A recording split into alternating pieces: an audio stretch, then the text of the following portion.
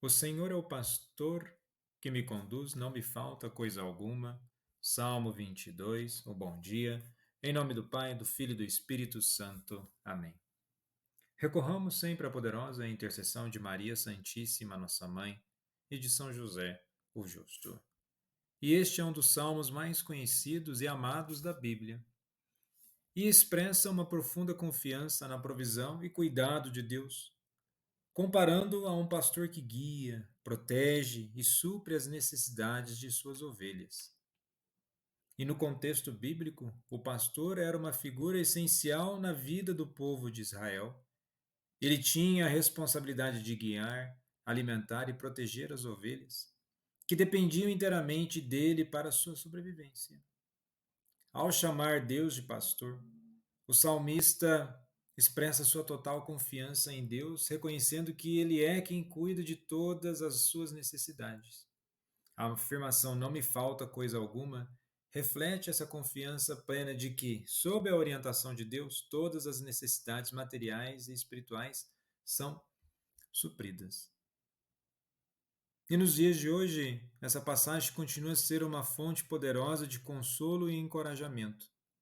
Vivemos em tempos de incerteza, onde muitas vezes enfrentamos desafios financeiros, emocionais e espirituais. Podemos chegar até o ponto de nos questionar: se não falta coisa alguma, por que muitas vezes olhamos ao nosso redor ou em circunstâncias de vida de muitas pessoas está faltando muitas coisas? A confiança em Deus não devemos poder confundir com a falta de responsabilidade humana. Confiança em Deus que Ele supre todas as coisas, a nossa responsabilidade perante as coisas do mundo, e somos chamados a imitar o amor e o cuidado de Deus em nossas próprias vidas. Na liturgia de hoje celebra-se o ofício da memória de São Pio X. E ele diz assim: querer paz sem Deus é absurdo. Onde não há Deus, não há justiça. Onde não há justiça, em vão nutre-se esperança de paz. Então, quando se fala em justiça, fala-se em Deus. Quando se fala em verdades, fala-se em Deus.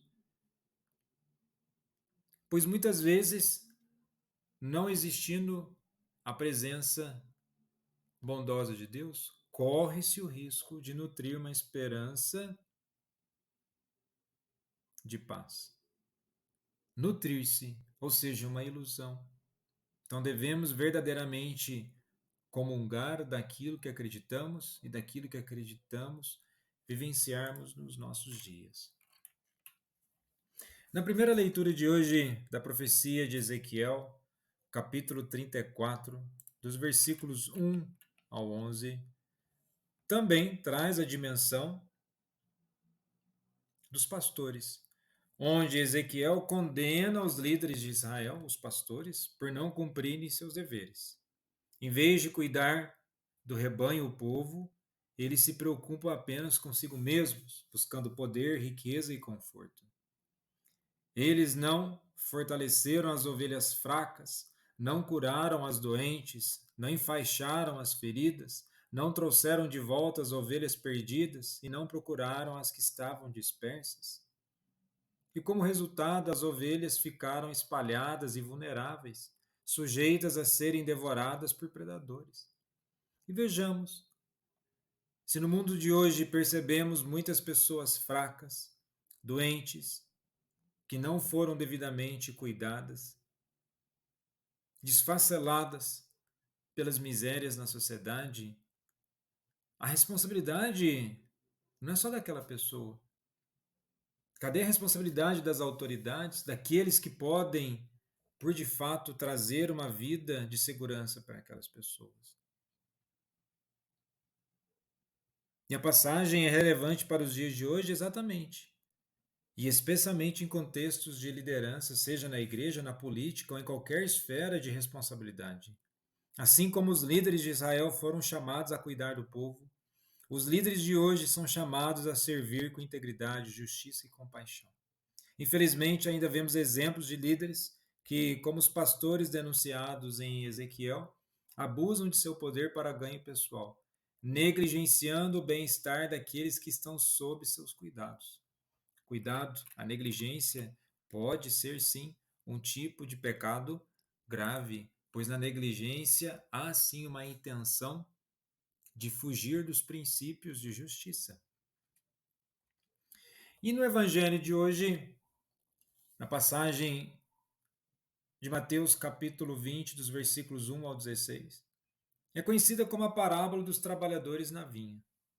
E nela Jesus conta a história de um proprietário de uma vinha que sai em diferentes horas do dia para contratar trabalhadores. No final do dia, ele paga a todos o mesmo salário, independentemente de quanto tempo cada um trabalhou. Aqueles que foram contratados no início do dia murmuraram porque receberam o mesmo que os que foram contratados por último. E Jesus usa dessa parábola para ensinar sobre a generosidade e a soberania de Deus. A lógica do reino de Deus não segue os padrões humanos de justiça, mas sim a graça divina, que é oferecida igualmente a todos, independentemente do tempo ou das circunstâncias em que cada pessoa se aproxima de Deus. E o que podemos tirar de reflexão nos dias de hoje é que essa parábola desafia nossas noções de mérito e justiça. Vivemos em uma sociedade onde recompensas são geralmente baseadas em desempenho, tempo e serviço. No entanto, a parábola nos lembra que o reino de Deus funciona de maneira diferente, é baseado na graça e não no mérito. E essa mensagem nos convida a refletir sobre como tratamos os outros e como entendemos o conceito de justiça. Somos chamados a celebrar a generosidade de Deus, tanto em nossas vidas quanto na vida dos outros, mesmo quando parece que as bênçãos são distribuídas de maneira desigual. Além disso, a parábola nos lembra da importância de acolher a todos, independentemente de quando se juntaram à vinha. Não importa se alguém chega à fé no início da vida ou nos últimos momentos, todos são igualmente valiosos aos olhos de Deus. E é exatamente nessa proposta. Pensar que no reino de Deus ou no reino dos céus é mais utilizado no Evangelho de Mateus, onde ele escreve para um público judeu, evitando ali usar o nome direto de Deus, mas traz a mesma dimensão.